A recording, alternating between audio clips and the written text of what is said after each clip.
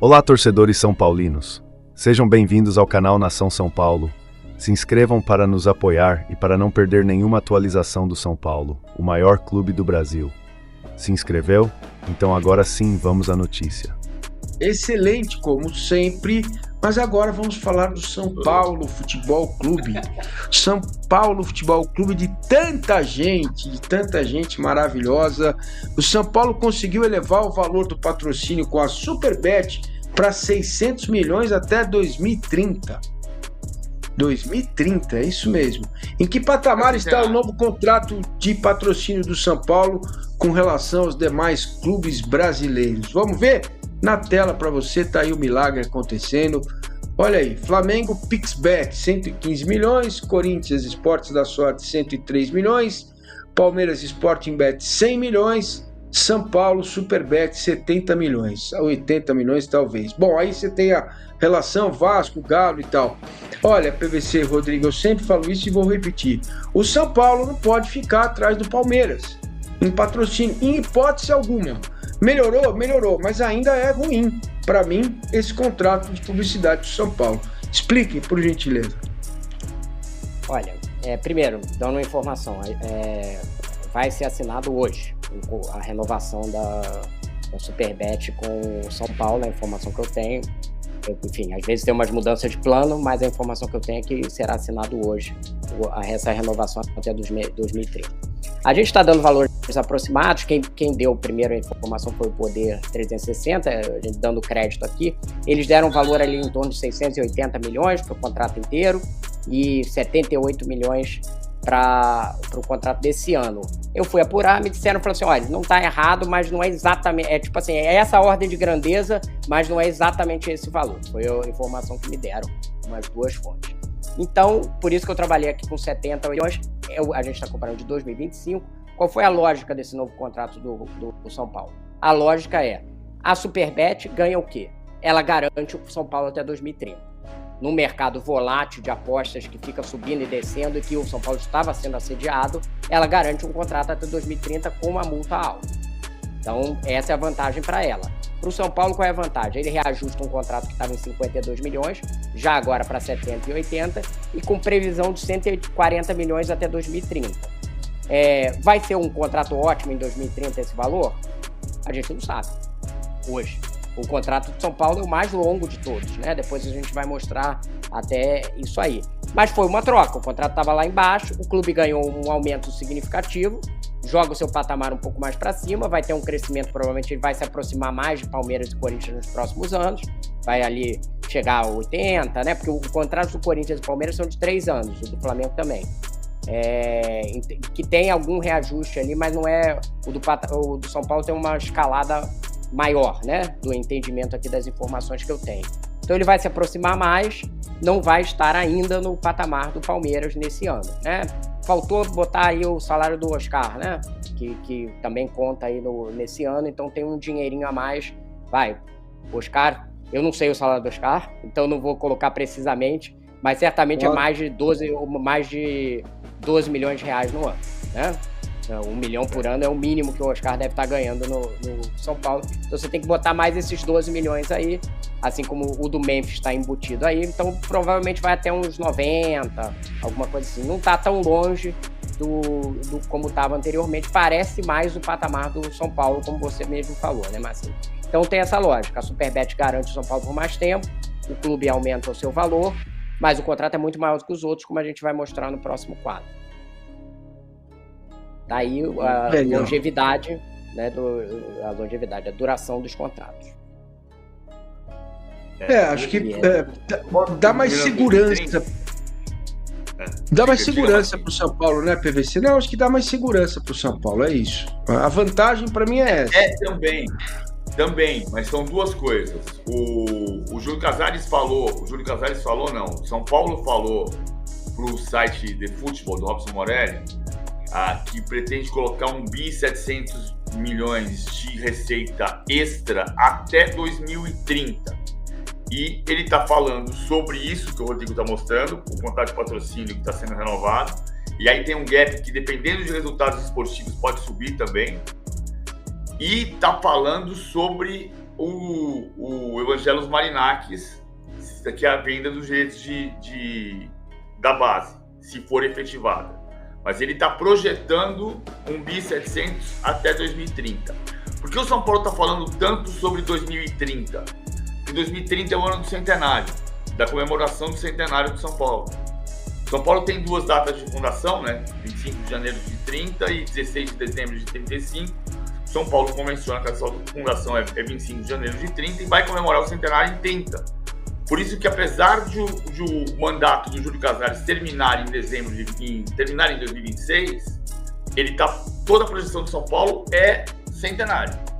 Então, dá segurança, como você falou, dá dinheiro, como o Rodrigo mostrou, e projeta o próximo século, ou seja, a grande festa do centenário São Paulino. É isso. Bom, o Rodrigo já antecipou aí que o contrato deve ser assinado hoje, aí pode vir uns 9 fora, menos 3, mais 44, pode ser ficar para segunda, enfim. Mas o que importa é que o número está aí e essa é a previsão que a gente faz aqui para o São Paulo, para o Vasco também, Flamengo, Palmeiras e Corinthians, né, que tem contrato até 2027. O Vasco está terminando agora, né, o contrato. Diga, Rodrigo. Não, o mercado de apostas pode cair, a arrecadação, começar a ter problemas e o contrato do São Paulo ser uma maravilha. Muito bem, outros estarem renegociando para baixo. Então, claro. A gente não tem como saber o negócio, se é bom ou ruim ter até 2030. É a segurança contra, poderia ter uma mais-valia ali na frente. Quisera eu que esta bola de cristal pudesse prever, hein? Nossa Senhora, aí o negócio seria fantástico, né? Fantástico. Bom, a voz do além me avisa que temos 4 minutos. Eu vou dividir 2 minutos para cada um, que seria espetacular para a gente encerrar aqui o nosso Finanças do Esporte nessa sexta-feira.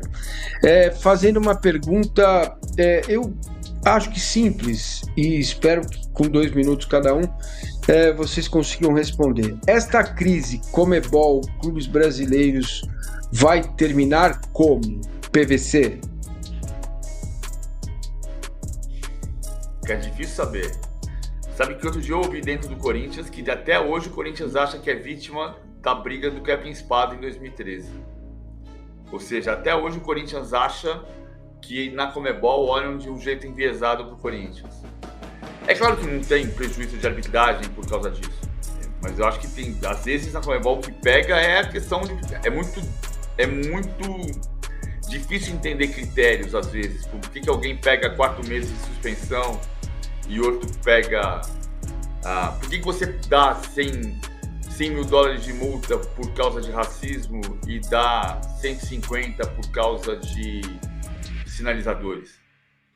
Então isso tem que ser mais objetivo. No fundo, o que eu acho que está fazendo sentido é que a pressão do Brasil seja por uma profissionalização maior da Conmebol ou por uma transparência maior da Conmebol em relação ao que precisa ser feito contra o racismo e a favor de outras providências.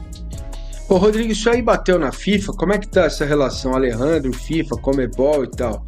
A CONCACAF chegou a dar aquela olhadinha assim de soslaio, assim, como é que é essa história?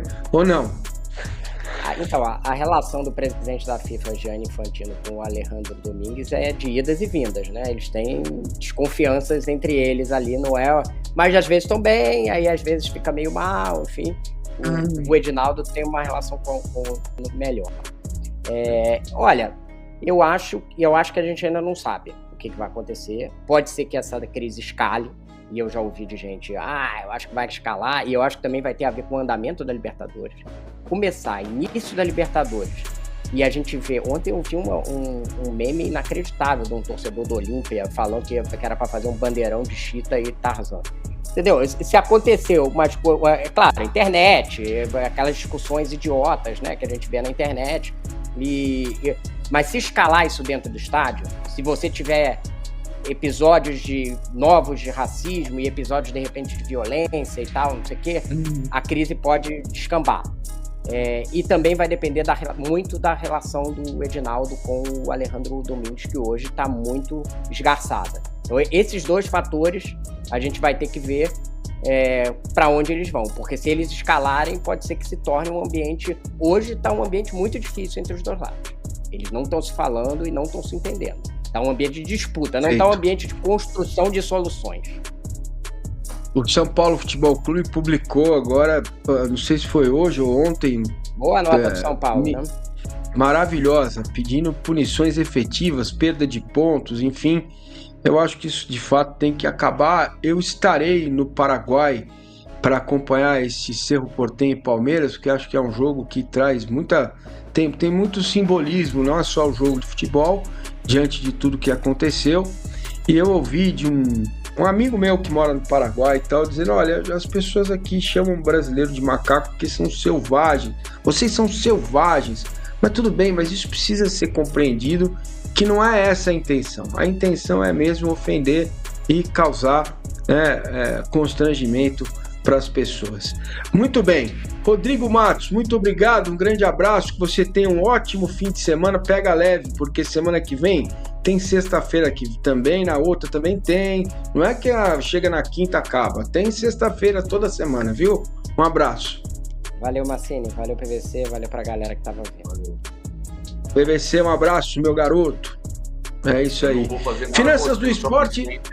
Não te hostilizarei nem no shopping center, nem no aeroporto. Tá bom, garoto, é isso aí. Um grande abraço a todos, que vocês tenham um ótimo fim de semana. O Finanças do Esporte fica por aqui.